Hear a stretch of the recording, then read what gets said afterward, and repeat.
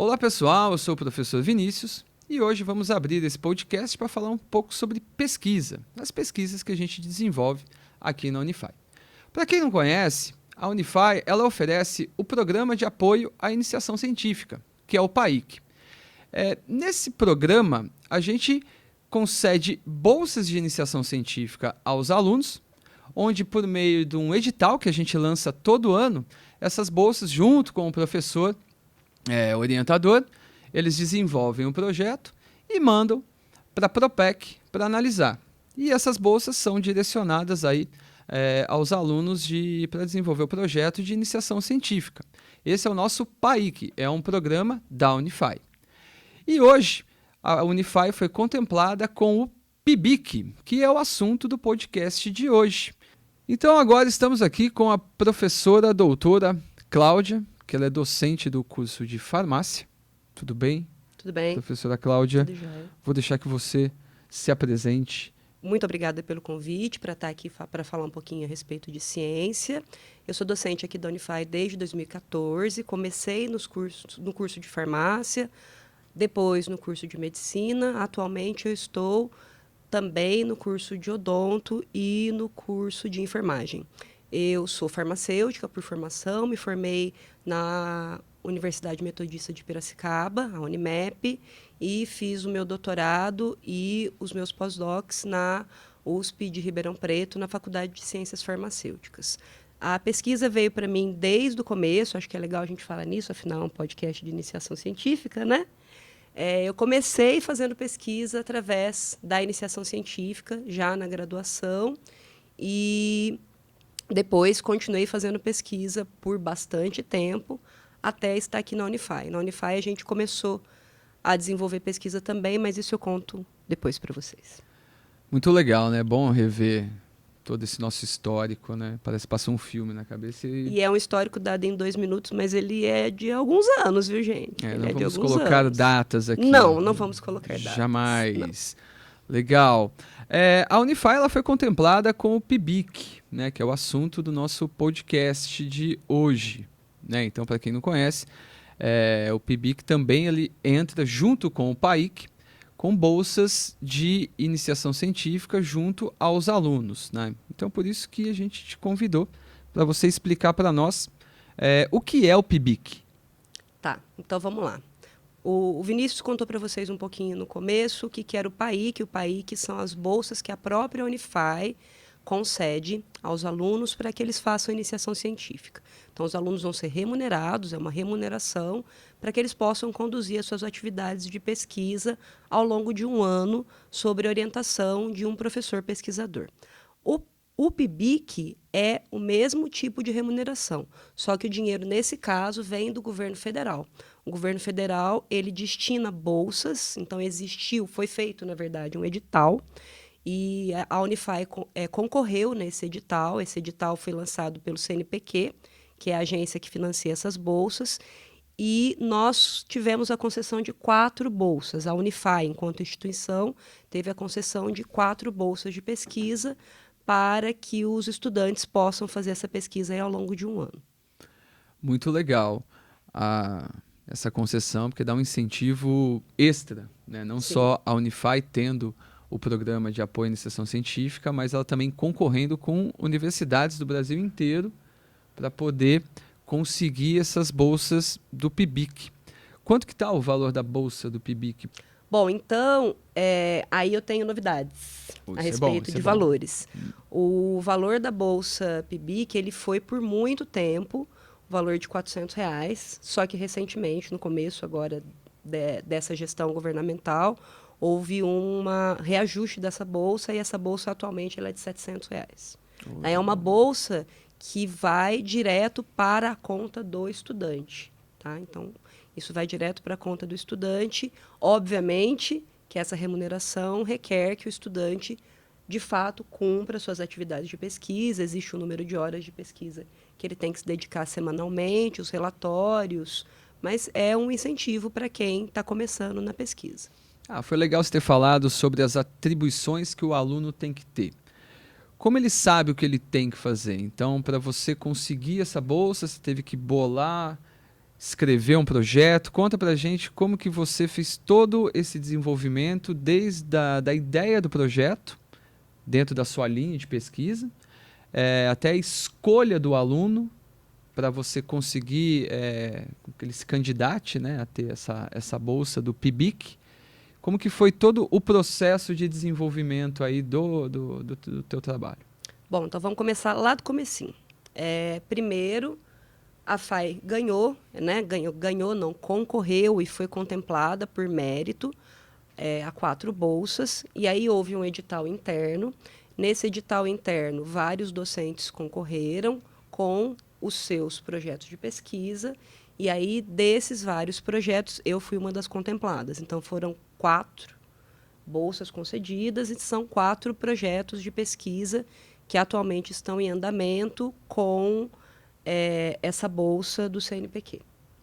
Para a escrita do projeto, no meu caso, como eu já tinha uma linha de pesquisa, esse projeto é continuidade de um outro projeto que já estava sendo executado, e a gente escreveu o projeto, mandou, né, eu e a minha aluna, e ficamos muito felizes, né, porque o nosso trabalho foi julgado um trabalho com mérito para poder receber essa bolsa.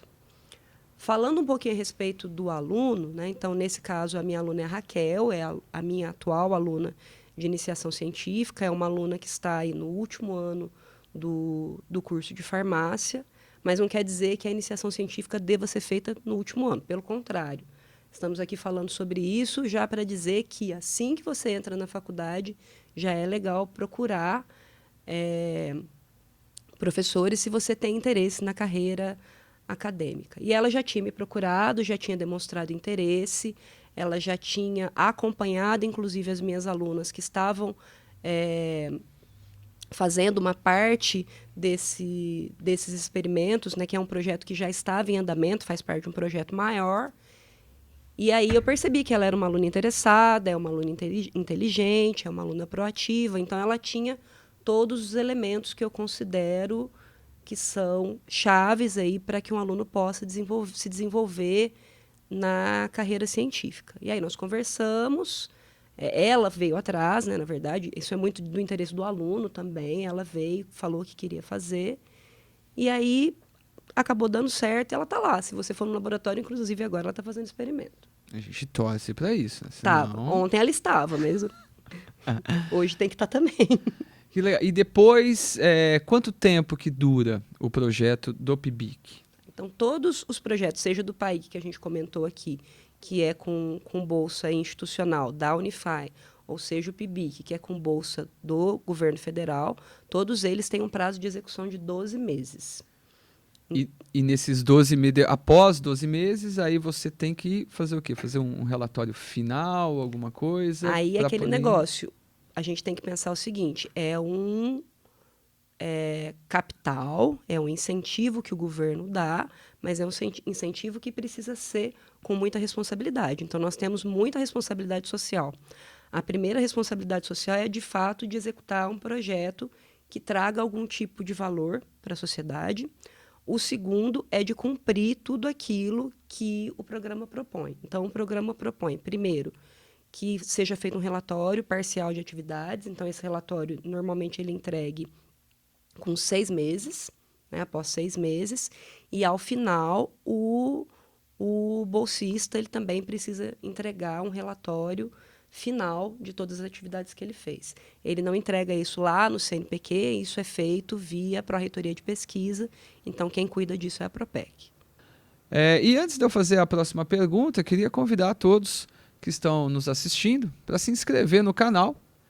E também, se você gosta de pesquisa, gosta de ciência, esse é um canal da Pró-Reitoria de Pós-Graduação e Pesquisa, a Propec. Então se inscreve aí, compartilha, divulga a gente aí que a gente agradece, né? E então, professora Cláudia, fala um pouco mais da parte específica do seu trabalho. O que você está fazendo? Tá, então vamos lá. Contando um pouquinho a respeito do meu trabalho e do que a Raquel, né, que é a minha aluna de iniciação científica, está executando nesse momento no laboratório. O nosso projeto é um projeto relacionado ao conteúdo específico das ciências farmacêuticas. Então, nós trabalhamos dentro de um projeto maior com estabilidade de produtos farmacêuticos e dermocosméticos. No projeto da Raquel, o que ela está fazendo? Nós desenvolvemos uma formulação, que é uma formulação do tipo sérum. Existem vários tipos de formulações que podem ser desenvolvidas para uso tópico. A gente tem os cremes, tem os géis, as emulsões, e o sérum é uma formulação que atualmente tem um apelo comercial muito grande, cosmético. Só que o que não tem, e aí é dentro dessa lacuna que a gente entra. Muitos produtos que são dermocosméticos, eles não têm um controle de qualidade no sentido da eficácia e também não tem um controle de qualidade para saber se aqueles ativos que fazem parte do produto de fato estão funcionando. Então, é essa pergunta que a gente quer responder com o nosso projeto. A gente está utilizando extrato glicólico de chá verde. O chá verde é uma planta medicinal que já tem muitas propriedades bem descritas na literatura, como antioxidante, anti-envelhecimento. Então, a gente colocou na formulação e estamos verificando se ele, de fato, é estável. Isso é um trabalho que já tinha sido feito, em parte, num TCC, né, num TCC que foi feito por 2 alunas, a Ângela e a Isabela. Depois você me pergunta sobre a Isabela, que eu tenho coisa para falar sobre ela. Tá? Espero que boas. E aí a Raquel está dando continuidade nesse trabalho e a gente vai veicular um segundo ativo, para a gente ver se tem ação sinérgica, e isso é o trabalho da Raquel. Então, fazer primeiro o estudo da estabilidade da formulação, ver se a formulação é de fato estável, nas condições que são preconizadas pelo Guia Brasileiro de Cosméticos, que é um guia formulado pela Anvisa. A gente sempre tem que se ater às agências reguladoras, e depois que tá ok, está estável, essa formulação está legal, aí isso está aprovado, né, no Comitê de Ética, a gente passa para o uso em humanos. O uso em humanos, nós vamos fazer 2 avaliações. A primeira avaliação é uma avaliação de teste de percepção imediata, no qual o voluntário passa a formulação e verifica se ele gostou. Qual que é a percepção? Se ele gostou do cheiro, se ele gostou da textura. E depois um teste que simularia aí esse produto no mercado, onde o voluntário fica com o produto por 21 dias na residência dele, fazendo a aplicação desse produto, e depois também responde a um questionário sobre a percepção ao longo desses 21 dias. Tá, eu vou tirar uma dúvida, tá? O que seria uma estabilidade do produto? Muito boa essa pergunta. O que acontece é o seguinte: tudo na natureza está em constante modificação. Tudo. E um produto, seja ele um produto cosmético ou seja ele um medicamento, nós tentamos parar essa modificação. Então, tudo está mudando o tempo todo. Vamos pensar numa árvore. Uma árvore, você vai ver as estações acontecendo ao longo do ano. Num produto farmacêutico ou num produto cosmético, nós não queremos que isso aconteça. Então, nós desejamos, por exemplo, que o extrato do chá verde que está ali não oxide, porque ele é um antioxidante. Então, ele vai ser usado na pele para quê? Para favorecer a não oxidação da pele e, com isso, ter um efeito anti-idade. Para isso, é importante que esse produto não se deteriore antes mesmo dele chegar para o consumidor final. E isso é mais comum do que a gente pode imaginar. Por exemplo, no caso de formulações contendo vitamina C. Vitamina C é super na moda. Super na moda. Pode perguntar aí para as pessoas que fazem skincare, que muitas delas utilizam formulações tópicas contendo vitamina C. Só que a vitamina C, ela oxida facilmente. O que muitas pessoas, né, que formulam, fazem. Eles já colocam, por exemplo, corante na formulação, que é uma formulação que teria essa cor branca, para a formulação ficar amareladinha, porque quando ela oxidar e mudar de cor, o meu consumidor não vai perceber essa mudança de cor. Então, isso é sério, do ponto de vista de entregar algo que, de fato, vai ter aquela eficácia, vai fazer o que ele se propõe a fazer e que seja estável, que ele não se deteriorou antes de chegar até o consumidor final. A gente consegue entender e visualizar isso muito fácil para alimentos. você vai comer, se você pegar Uma maçã, por exemplo. a maçã, você consegue ver que ela está estragada, é fácil, você não vai comer, né? Agora, se você pega um sérum contendo chá verde, você não sabe qual é a cor dele antes. E se ele mudou de cor? Entendi. Você não consegue saber se de fato você está aplicando na sua pele algo que vá cumprir a sua função. E a segunda parte, e a que ainda é mais perigosa, será que os compostos químicos que foram gerados a partir dessa instabilidade são tóxicos? Será que eles podem causar lesão para a pele? Ou será que eles podem agravar o quadro daquele paciente, no caso de uma doença? Ou piorar o aspecto da pele, no caso de uma pessoa que está usando Uma alergia, por isso, exemplo. gerar uma alergia. Então, e o que a gente vê muitas vezes no mercado é que não existe um controle de qualidade bem feito a respeito das formulações que são colocadas no mercado. Não são todas as empresas que têm essa seriedade. Então eles podem colocar o que eles quiserem, que é aprovado, por exemplo. Não, eles podem a agência colocar. reguladora A agência existe. reguladora existe, mas as características técnicas que são cobradas para um produto e para o mercado, no caso de um cosmético, elas são um pouco diferentes daquelas para o medicamento. Entendeu? Então, e mesmo a Anvisa fazendo isso, colocando várias restrições, porque, gente, se a gente for seguir a lei, tá tudo lá. Tá tudo lá. Existem empresas que são sérias e existem empresas que não são. A gente pode citar um exemplo que aconteceu recentemente, que é o caso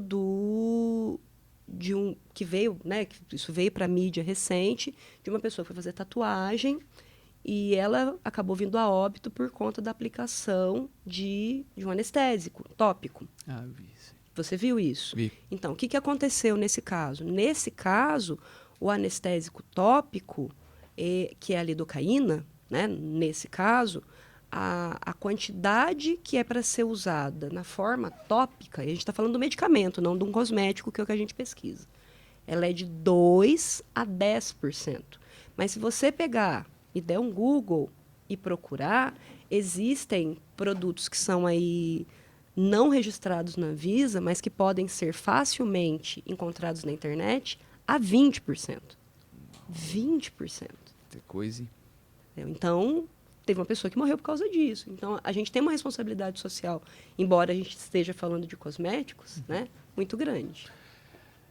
E o teu, em particular, essa tua pesquisa, é só anti-envelhecimento? Ou teria alguma outra função na pele a hora que for para o teste em humanos? Então, a gente não faz o teste em humanos no sentido de verificar se, de fato, por exemplo, eu quero testar se... Vamos pensar no exemplo do chá verde, que é fácil das pessoas entenderem, porque ele já tem uma ação bem comprovada. Nós não vamos aqui na Unify pesquisar se de fato a pele da pessoa não está envelhecendo. Responder essa pergunta requer muitos anos de estudo. É inviável dentro de um projeto que é para ser executado em 1 ano. Então, o que nós vamos fazer? Nós vamos verificar se, depois de um período de prateleira, os extratos continuam estáveis. Porque se eles continuam estáveis, partindo do princípio científico, que eles continuam estáveis, eles vão cumprir os benefícios que já foram previamente descritos na literatura. Nós também precisamos, quando fazemos pesquisa, ter o respaldo do que já foi encontrado em termos da literatura. A gente não vai fazer uma pesquisar de novo algo que já foi pesquisado.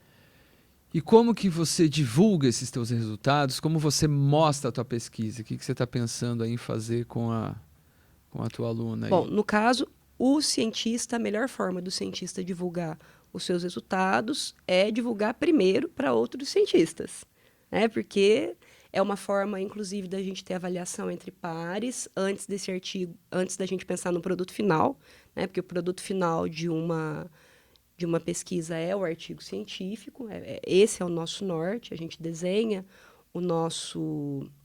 a nossa pesquisa para, no final, ter um artigo científico para que isso contribua para a comunidade acadêmica, que outras pessoas, eu li isso no artigo da Cláudia, que interessante, então eu posso fazer assim, e aí dali a coisa continua. Então, aqui, no caso, como é iniciação científica, nós temos a função, como orientadores, de iniciar esses alunos à pesquisa. Primeira coisa é tentar se inscrever em congresso. Então, escrever o resumo, mandar para congresso. E nisso a FAI já tem aí, ajuda bastante a gente, porque nós temos a jornada de evidências científicas, que ela acontece todo semestre, ela acontece semestralmente. A gente pode começar divulgando o nosso trabalho em casa. Fora isso, eu sempre estimulo, isso é meu, vai acontecer com a Raquel, a gente está em fase de execução, aconteceu com outros alunos que tiverem interesse, de ir para fora, né? E divulgar esses trabalhos em outros locais também. Então, pensando em trazer esses alunos, né, fazer essa divulgação fora, recentemente, foi acho, semana passada, a Isabela esteve apresentando o nosso trabalho, que foi executado aqui na Unify, então levando a Unify também para fora, né, a pesquisa que a gente faz aqui na 10ª Escola de Ciências Farmacêuticas, Escola de Verão de Ciências Farmacêuticas da Faculdade de Ciências Farmacêuticas de Ribeirão Preto. E ela também já começou o mestrado lá, né? Tá na fase de estágio, de fazer as experimentações para depois prestar a prova para fazer o mestrado. Muito bom. E a última pergunta, aquela de $1 milhão. Ai, meu Deus. Ai, meu Deus. Dentro do cenário nacional, como que você acha que é a vida do pesquisador hoje? Como que poderia melhorar? Como que ele se vira? O que você Eu posso trazer verdades? Deve. Ah, tá bom. Vou trazer verdades, tá, gente? Não, só contextualizando, porque muitos dos nossos alunos estão na iniciação científica, muita gente que está assistindo a gente, assim, pô, como que é a vida de um pesquisador, sempre recebe bolsa, esse tipo de coisa, e às vezes eles não conseguem entender um pouco do bastidor. Sim. Então, já trazendo não só aqui no cenário da Unify, mas no cenário geral mesmo, Brasil, pesquisa Brasil, como que você enxerga a vida do pesquisador?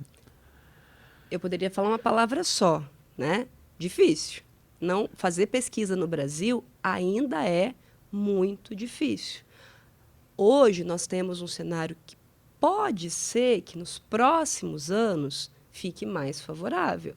Tanto é que a gente ainda comentou um pouquinho aqui de um aumento da bolsa. Esse aumento das bolsas, se vocês quiserem pesquisar, ele não se restringe às bolsas de iniciação científica, ele foi para as bolsas de mestrado, para as bolsas de doutorado, né, para todas as outras modalidades. Mas, por exemplo, o cientista brasileiro, não existe a regulamentação de cientista no Brasil. Para você fazer ciência no Brasil, você precisa fazer normalmente dentro das instituições que apoiam a ciência, como é o caso da Unify. Mas a gente ainda tem a pesquisa no Brasil muito incipiente. Não quer dizer que você precisa desanimar. Nós somos aqui duas pessoas que são frutos da ciência. A ciência é o que propicia que o ensino continue, né, que a docência continue. Existem muitos avanços por conta da ciência, mas ainda é difícil de fazer no Brasil. Existem muitos pesquisadores, às vezes o aluno tem bolsa, o aluno está lá recebendo, mas o pesquisador precisa comprar o reagente do bolso para a pesquisa andar. Aí tem a pesquisa que é a pesquisa possível, porque, às vezes, você gostaria de fazer uma pesquisa de ponta, uma pesquisa que você vai lá e lê o paper da Nature, que é, né, para quem é pesquisador, nossa, você vê um artigo científico na Nature e fala, gostaria de publicar aqui. Mas aí tem a realidade, que é a realidade de não ter o equipamento, a realidade de não ter os reagentes. E aí o brasileiro, tanto que o brasileiro é muito valorizado fora. Eu tenho muitos amigos que estão em posições de destaque fora, porque o brasileiro consegue fazer pesquisa do nada. A gente consegue criatividade ser criativo, ajuda muito. Ser muito criativo no sentido de propor soluções e de propor investigações com baixo custo ou, às vezes, com custo zero, que é praticamente impossível, para que as coisas andem. Então, o cenário pode melhorar, eu espero que ele melhore, mas para ele melhorar a gente também precisa do interesse das pessoas. E é por isso que nós estamos sentados aqui falando sobre pesquisa. E se você escutou a gente até aqui e tem vontade de fazer pesquisa, é possível, é muito legal, isso pode abrir muitas possibilidades para a sua carreira. Ah, mas depois eu quero fazer iniciação científica, mas eu não quero fazer isso. o pensamento crítico, o pensamento reflexivo, saber formular uma pergunta, saber escrever, tudo isso vai te propiciar ser um profissional muito melhor. Muito bem, professora Cláudia, obrigado. A gente podia ficar aqui horas falando sobre pesquisa, que é um assunto assim, a gente adora. A gente gosta de falar. É difícil, mas a gente gosta. É muito legal você ver um aluno que começou aqui, que brotou daqui, né? Então começou daquele dia que ele veio te procurar e falou assim: eu queria fazer pesquisa aí. E, gente, se você quer, vai atrás do orientador, veja as linhas de pesquisa, vê o que te interessa. Tem várias pessoas que orientam aqui na Unify. E aí vem atrás de você e mostra interesse, e a coisa vai andando, e daqui a pouco está aí, ganhando o mundo. Né? E a gente vê os frutos disso, é muito legal também. Beleza. Claudinha, muito obrigado. Eu que agradeço pelo participado. E você que está interessado em participar do programa de iniciação científica e tem dúvidas, primeiro converse com o coordenador do seu curso, ele vai saber te explicar. E se tiver alguma dúvida, procura a gente da Propec, da Pró-Reitoria de Pós-Graduação e Pesquisa, para você se inteirar mais como que funcionam as linhas de pesquisa na sua área, quais os professores, e participar aí dessa jornada da ciência, que conhecimento é sempre bom, né, e vai servir muito aí para a vida profissional e acadêmica de vocês também. Então, eu queria agradecer a atenção de todos, a audiência de todos, e obrigado, e até o nosso próximo programa.